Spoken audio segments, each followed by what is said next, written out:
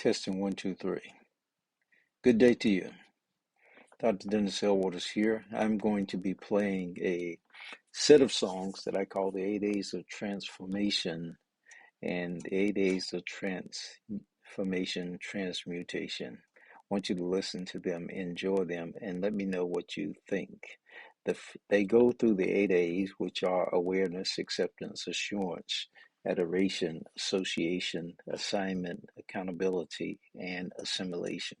So each one is about 2 minutes, a little over 2 minutes long. I'll let you know when the next one is playing. But listen to them. Seek to be in a place of meditation when you're listening to them. It's about a total of 20 minutes for each one or all of them together. And just listen to them, quietly listen to them. And when you're playing them, we have them in a playlist, which you can get. You can email us at admin at real-coach.com, and we can get this to you. But just for now, just listen to them. You can do that, when you're driving or whatever it may be that you're doing, but just listen to them. See how they feel to you. Here they are. I just created them as we got music from various places, but just listen to them. So the first one is awareness. And when we speak of awareness, what we're talking about is the action wherein you just simply become aware of something that is new. It is a new vision, a new way of looking at something, a new way of considering something that was old, but all of a sudden something breaks in on your mind, on your thinking. The way things are have been, they become new. Behold, I make all things new. It could be a vision of your future, it could be a vision of your past, but at the moment, it becomes something that you have never thought about or seen or understood previously. Behold, I make all things new. And so this is called awareness of vision, woke, becoming aware. And I normally pop my fingers with that.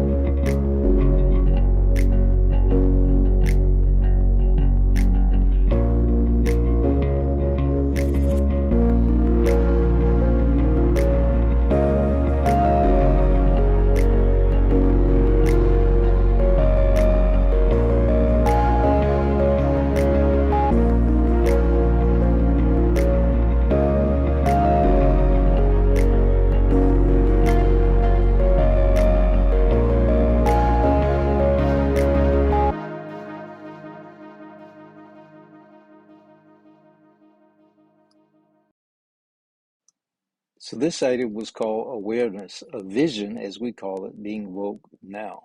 And the attitude that we're working with is the aspect that when it comes to creation, you can call it creation of new life. You can call it creation of the aspect of opulence, the aspect of abundance, the aspect of prosperity. It could be a healing process that you need. There's a lot of times when people are working with things such as mental challenges, mental illness, even. It could be something that you're working with as far as moving forward into your future. And what we're working with is the aspect of creating the future that you want, no matter what your past has been. And we're talking about moving into this. Now, please understand that when I speak of this, I'm not just simply speaking from a theory of something. What I've discovered is that I've been working on this all of my life, all of my life. I've had a dream of what I wanted my present and my future to be. And I found that it worked. I actually found that what I had been doing, there was already people who had done it in the past from the very beginning. And I've read and studied and everything else, even as I was doing it. So it's not something that you just study, like you're in school in the sense of going to get a degree and you don't do anything with what you have all the way up until the point that you actually graduate from school. No, that's not that kind of thing. This is what people would call in the academic world action learning or action research. So you're actually doing it even as you're living. And so that's the kind of thing that I've been doing all of my life, is that I've had a dream that I've been working on and still working on. And I've seen results both in my life and in the lives of others. I work with children, and when I say I work with children, I began teaching children. I remember one of the first young people that I worked with, I was going fishing. And I probably told you this story before, but I was going fishing. My father loved to fish, and I went fishing with him. And when I was fishing with him, my father would tell me not to play in the water. Well, that was a difficult thing for me to do because I was not really too much into fishing, but I was glad to be there with my father. He was trying to keep me quiet as a child. And so when I would go fishing as an adult, sometimes I would be sitting in the back seat with one of my friends' children. I think the young man was maybe 2 years old or maybe 3 years old, something like that. And I was asking him at that time, maybe he was 4 or 5, I don't remember exactly, but I was asking if he could count. And if he can count by one, then I wanted to know if he can count by two. And I remember this young man being very young, and he started counting by two. And when he would count by two, I later learned that if you can count by two, well, maybe you can count by three. And you could be 3 years old, 4 years old, and you were counting by three. And if you were counting by three, I want to know if you could count by four. Well, I found out that individuals, children, young people, that by the time they were 5 years old, they could count by 12. And so they were growing, no matter what they were being taught in school. And I found that other cultures beyond those within the United States and sometimes within the United States, individuals were learning at a very young age. And so some group of individuals were teaching children that they had to wait until they got in school, but others were teaching them a new thing, new. They were counting by 12 by the time they were going to the first grade. That was different. That was different. However, my younger son actually was judged to be a very intelligent, extremely intelligent young man when he was like 5 or 6 years old. And then there was a time when I actually had my own children. I had three children at the time that I had them in homeschool, and I was a teacher of them in homeschool. And so, again, this has to do with seeing things in a different way.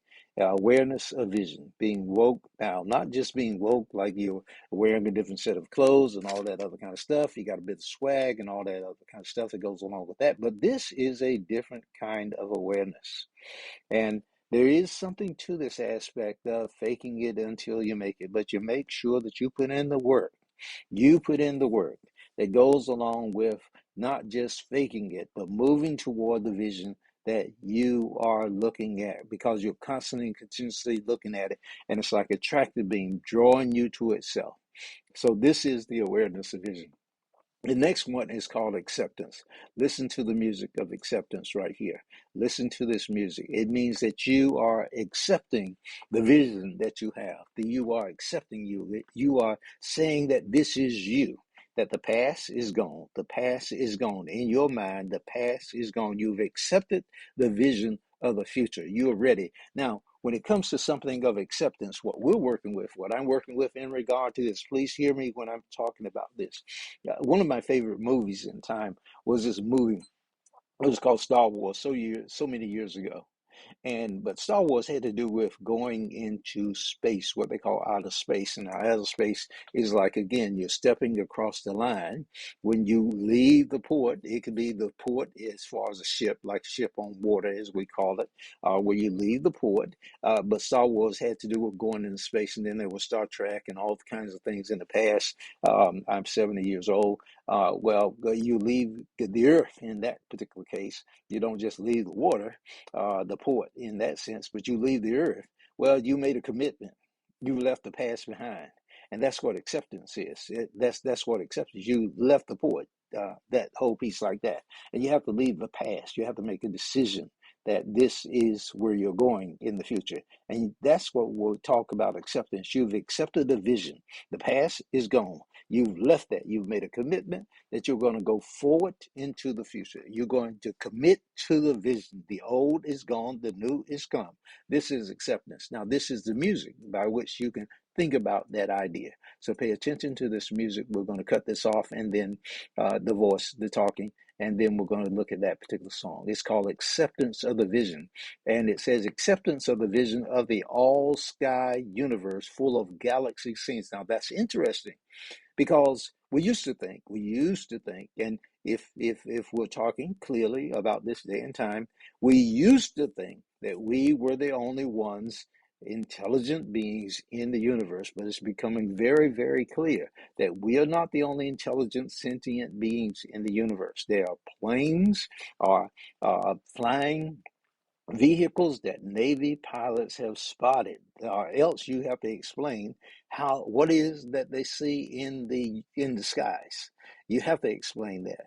These are Navy pilots, some of the highest trained flyers that we have. I've met some pilots, and I've talked with them about what they do when they are in their cockpits. And one of the individuals said to me that what he did was that there are like 155 things that he has to do, he has to check off before he thinks one of his thoughts, before he thinks one of these thoughts. Why? Because he's flying something that costs billions of dollars. I mean, billions of dollars. So he's got to be mechanical almost in what he does to make sure that he is safe and to make sure that that plane is safe. So he doesn't think his thoughts. He's got to think the thoughts that are in line with flying that machine. People say, well, I want to do what I want to do. I'm my own boss. Foolishness. Foolishness. This is the universe. It's not a monoverse, it's a universe. We're all on this planet together, and we have to learn to think together. As the song says, walk together, children, and don't you be weary. Keep your space in place in time. And that whole aspect, well, this is the acceptance of the vision that goes along with what the entire universe is working along together. And it's acceptance of that. So, acceptance of the vision of the all sky universe full of galaxies. And so this is what we're talking about here. So let me turn this off and I'll get the song going here. Think about that. Meditate on that for a moment and see your place in the universe. You're not alone. You're not alone. You've never been alone. God is within you.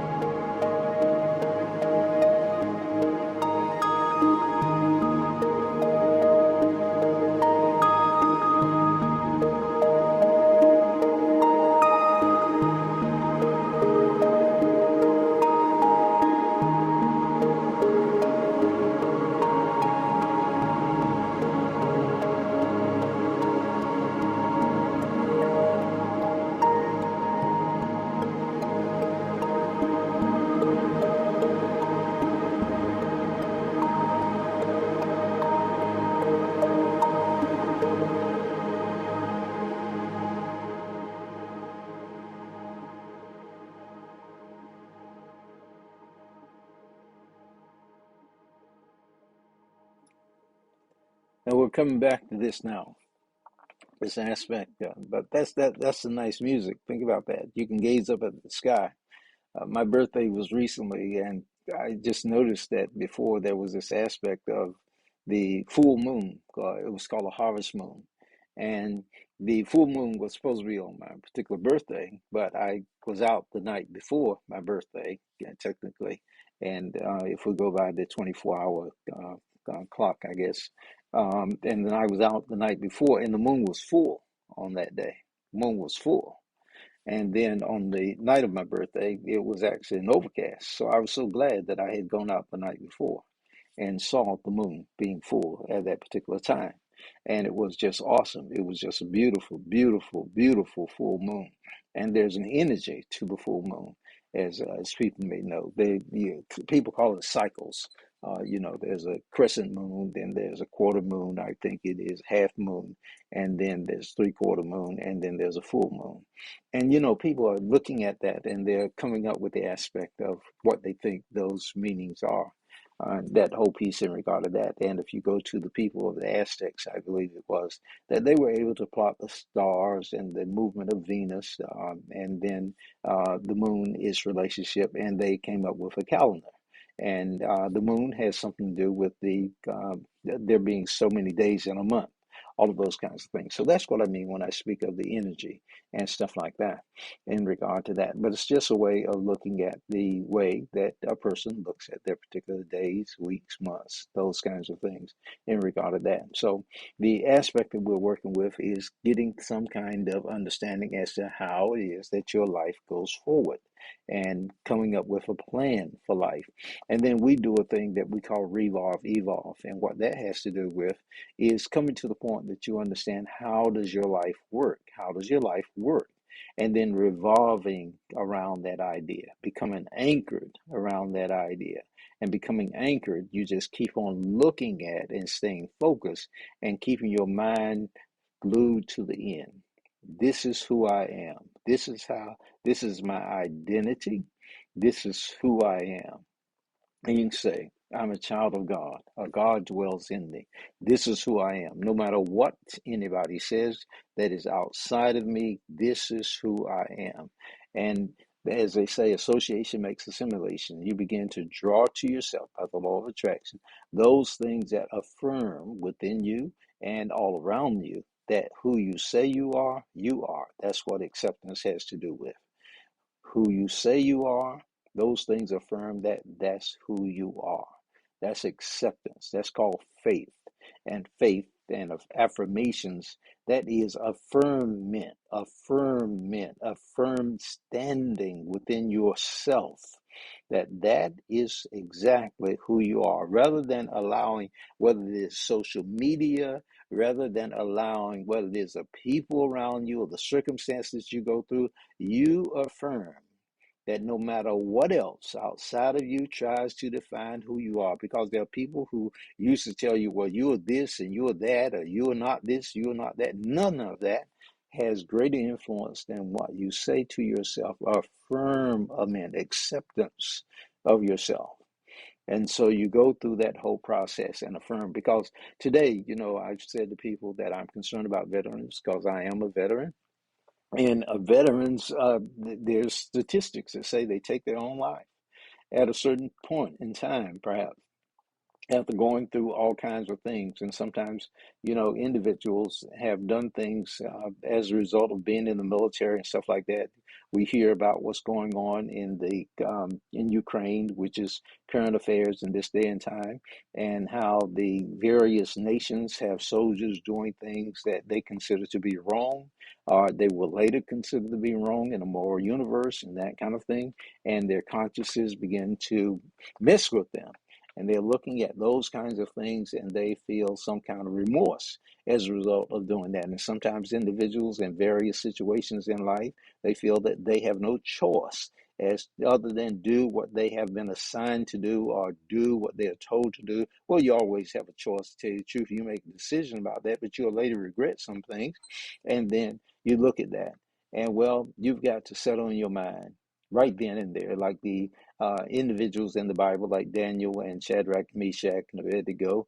They had to make some decisions, and the king had told them to bow down before a statue, and they said, "We're not going to do that." And they said, the king said, "Well, if you don't do it, you'll be killed." And they said, "Well, we're good with that because we know there's really no such thing as death. Our God is God of life. There's no such thing as death." And so they were willing to stand in order, because that's what it means to be affirmed. It's a standing that one has on a set of beliefs. Well, that's what acceptance is. And well, what follows acceptance? Well, that's our next song. It's called Assurance. That's the next A. So we're going to listen to that for a moment. Come with me as we listen.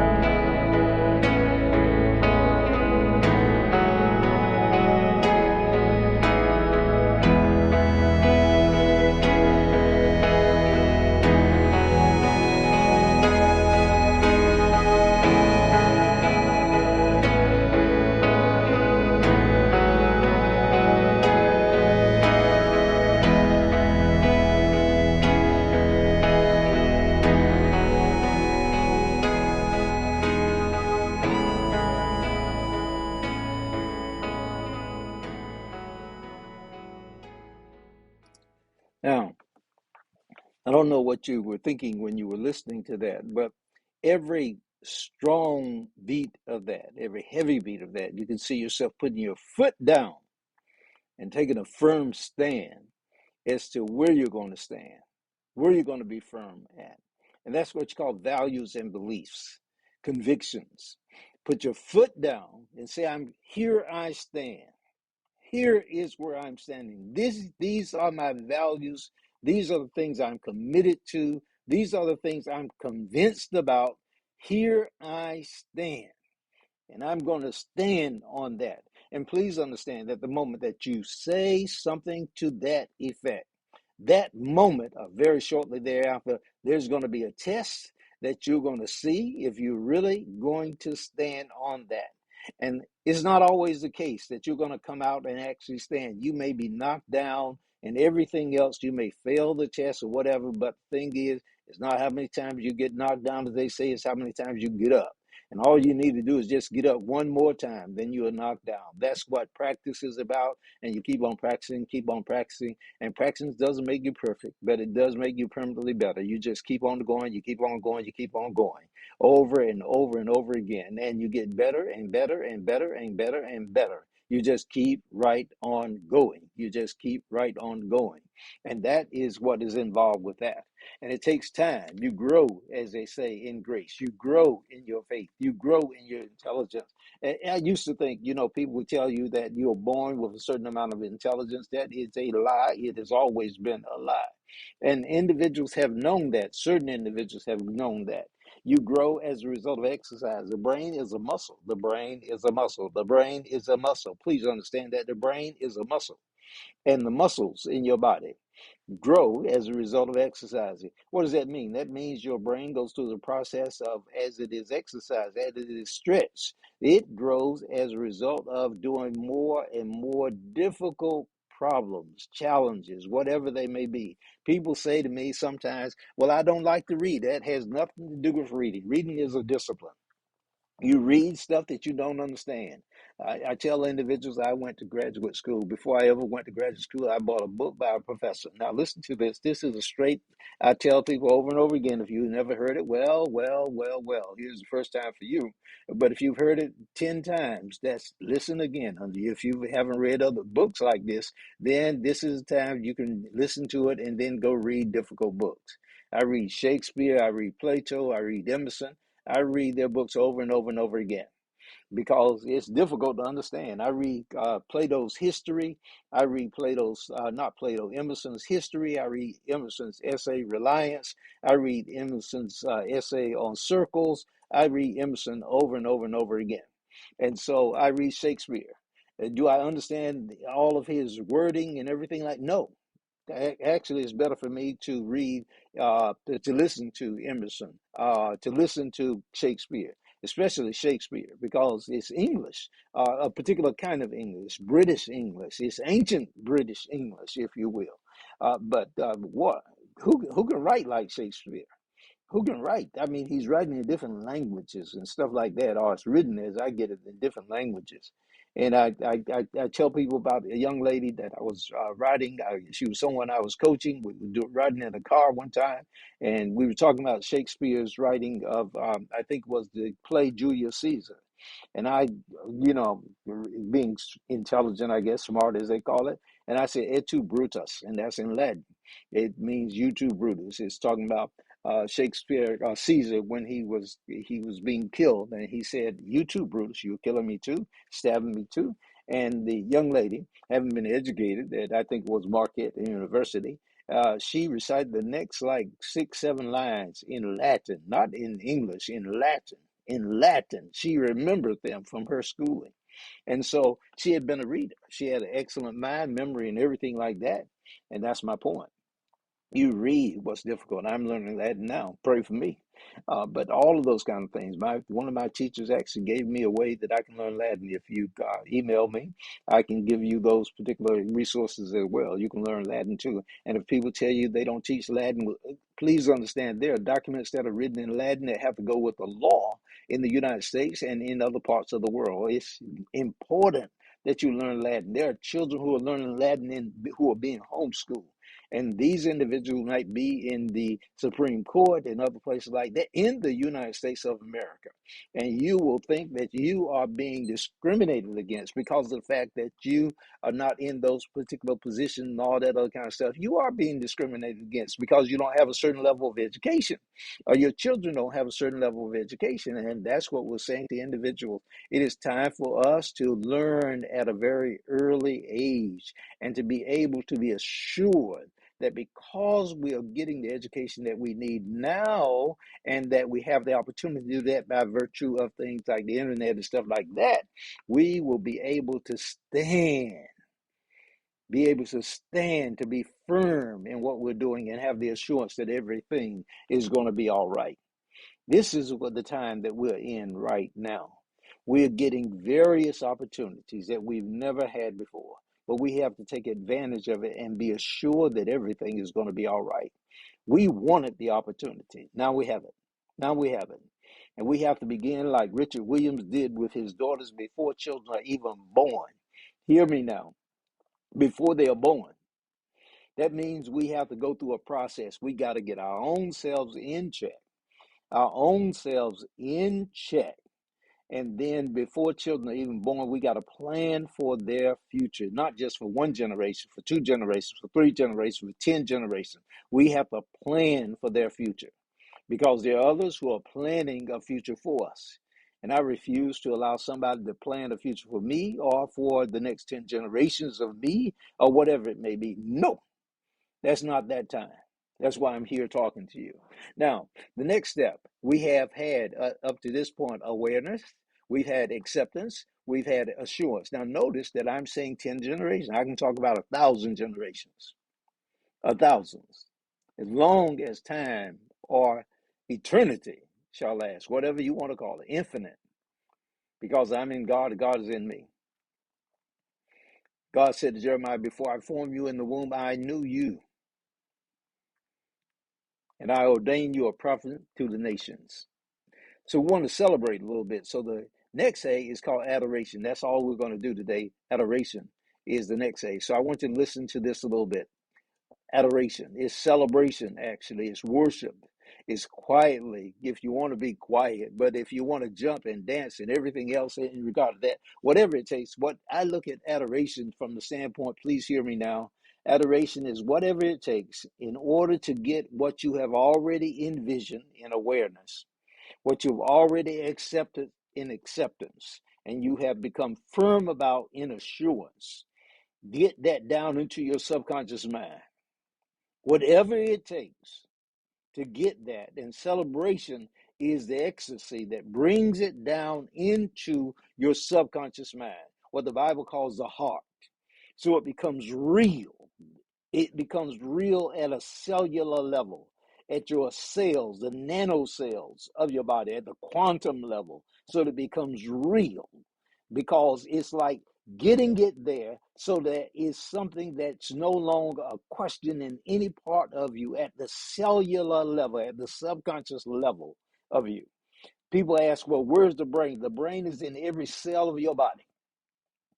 That's the subconscious. The brain is in every cell of your body.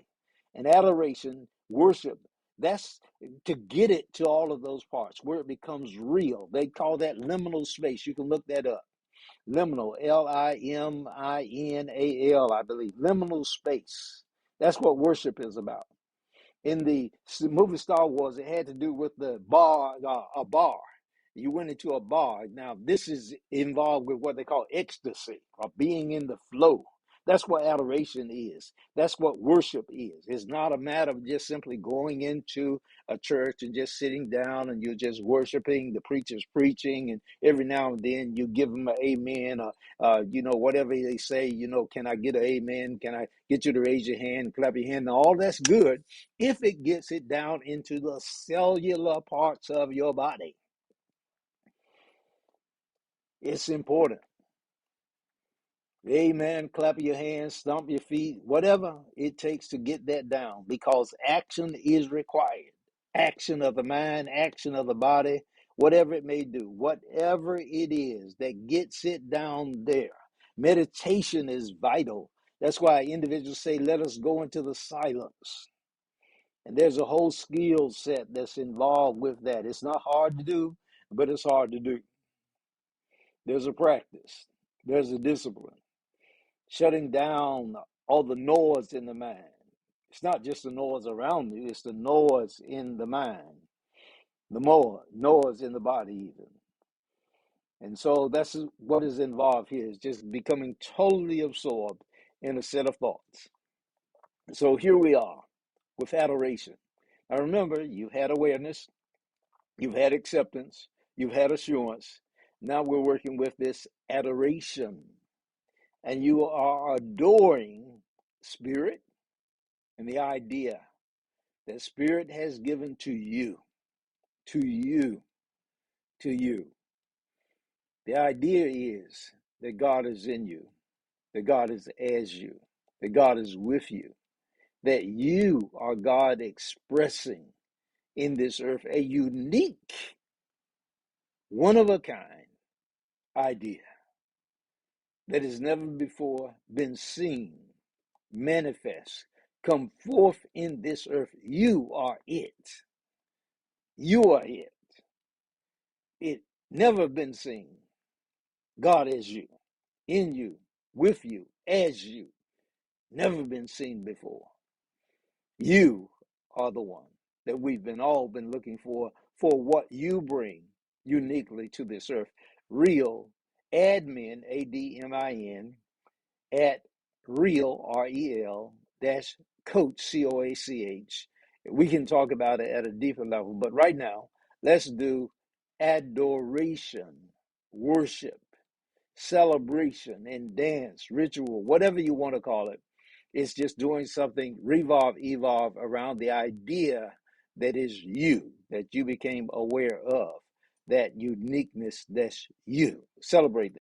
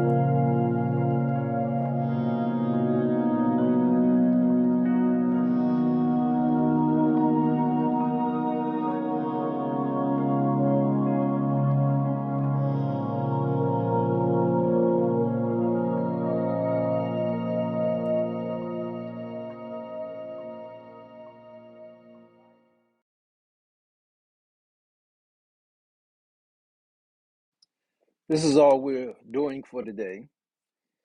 I know that you can play these over and over again and just enjoy them.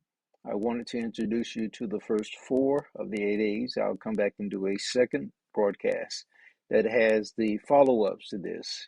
But today you've seen or you've listened to the awareness of the vision being woke down. And the vision is the new you that becomes capable of doing whatever it is that you desire and that you have seen inside of yourself, your vision of your future, and then the acceptance of that particular vision, the all sky universe that is full of galaxies, full of possibilities that concern you, and become assured that you are the one who can bring that to pass. It is birthed inside of you, the worlds that are inside of you. The behold, I create all things new. That vision, you are the one that is assured that all things are possible. And then there's that adoration, that quiet, stepping into the silence, doing the dance within yourself, that you know that this is possible, that all things are possible. That vision that may seem initially that it's impossible. You may have had the vision before, but you step into that space where all things are possible. You step into that world, the kingdom of God, and you begin to understand that this is what has been given you and what God has started. God is definitely going to finish with you. Blessings. Take care.